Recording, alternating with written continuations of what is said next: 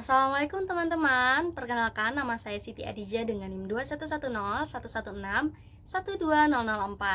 Nah, jadi di sini saya akan memberikan tutorial bagaimana cara menggunakan aplikasi yang dapat membantu teman-teman untuk membuat media pembelajaran yang menarik.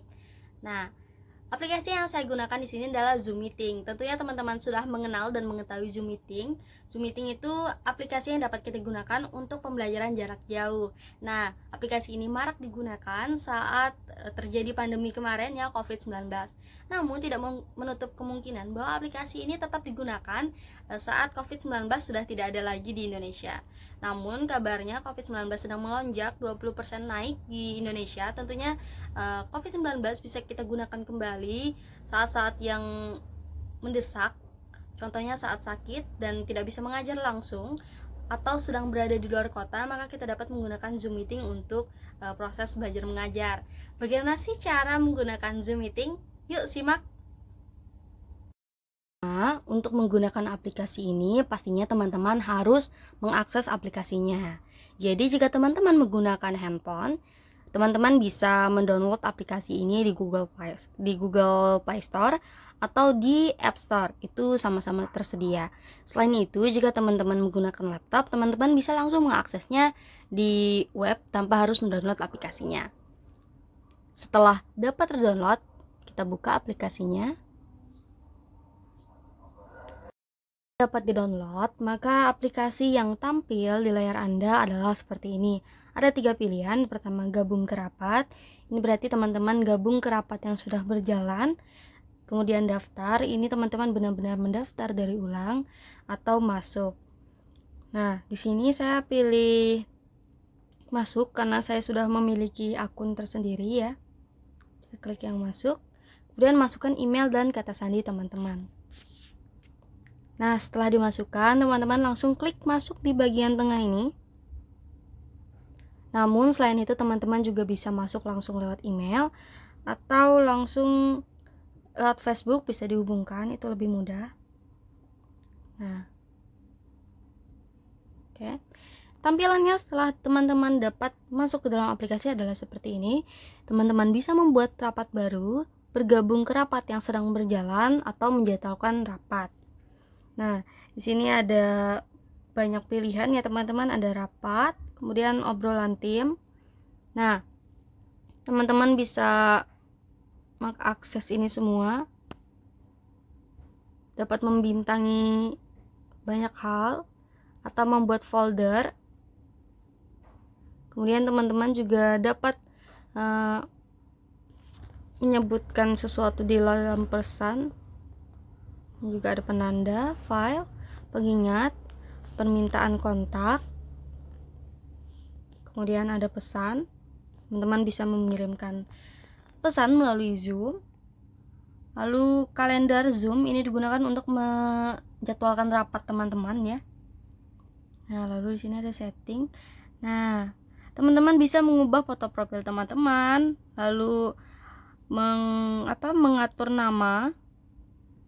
Karena ini saya gunakan untuk perkuliahan, jadi ini format nama dalam perkuliahan, dapat dihapus.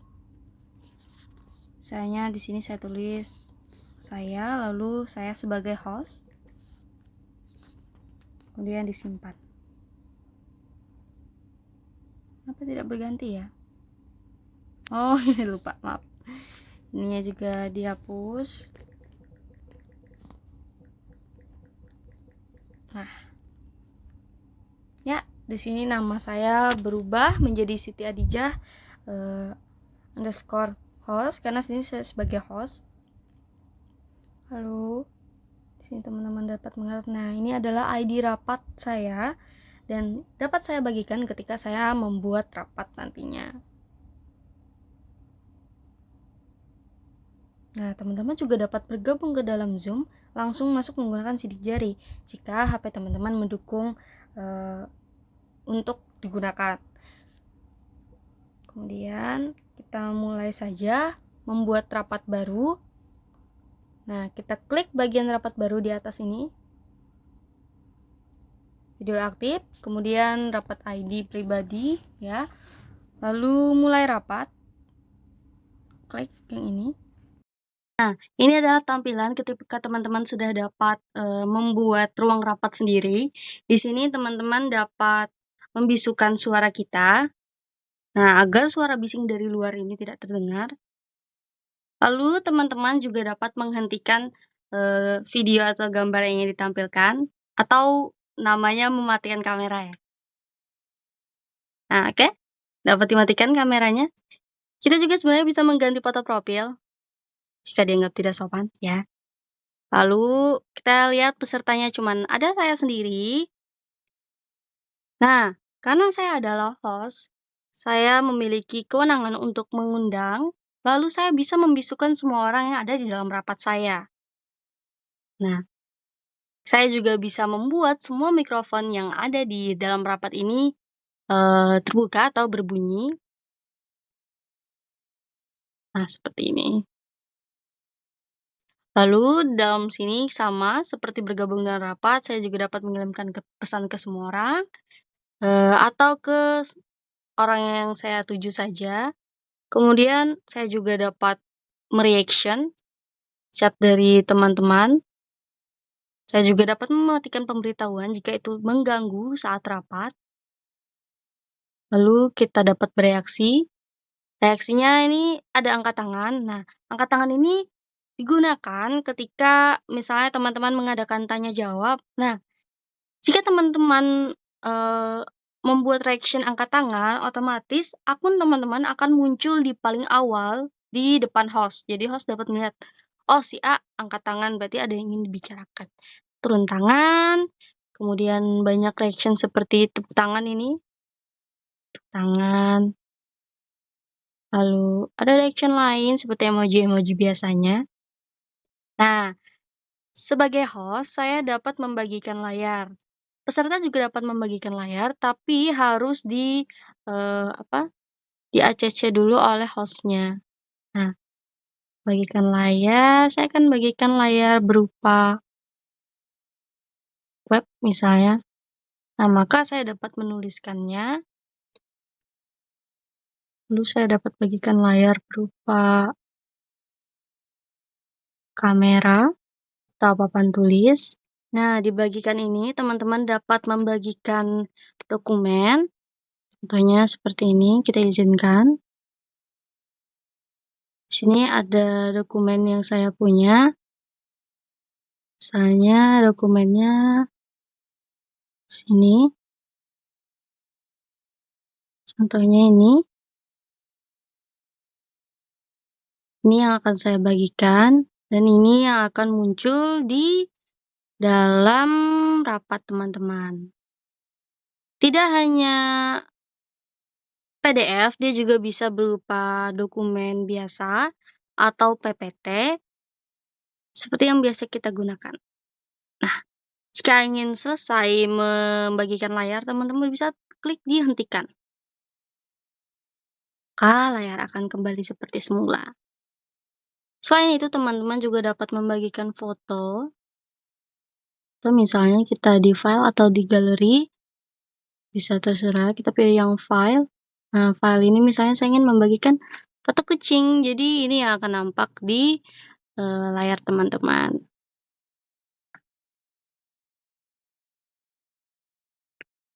Nah, kita juga bisa gunakan papan tulis. Nice, mengerti. Nah, ini bisa kita gambar. Bisa dihapus. Dan gambar tersebut juga dapat disimpan. Jadi, tidak hanya dapat dilihat dalam ruang rapat ini, namun juga dapat disimpan dan dilihat di luar rapat ya. Oke. Tekan. Selain itu, kita juga dapat melihat keamanannya, lalu pengaturan rapat. Kita dapat mengontrol peserta yang bergabung. Nah, ketika peserta masuk, kita dapat menolak atau menerima peserta yang ingin bergabung ya dengan kita di dalam Zoom ini. Selain itu, kita juga dapat membagikan tautan. Nah, kita klik di URL web, lalu kita hapus ya teman-teman, ini salah.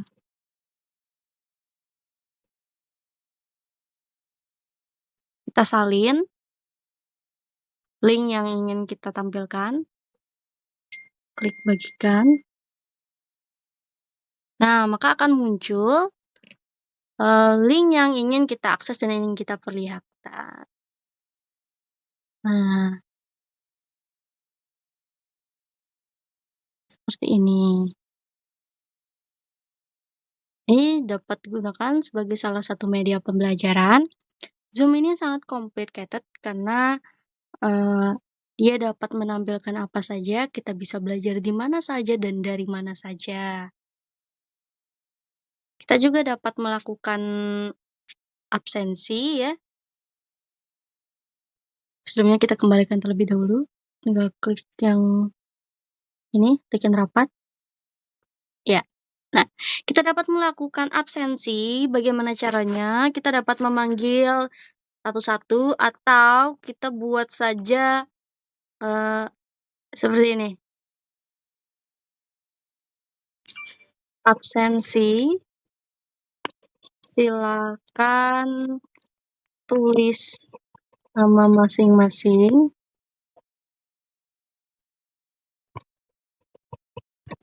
Dan berikan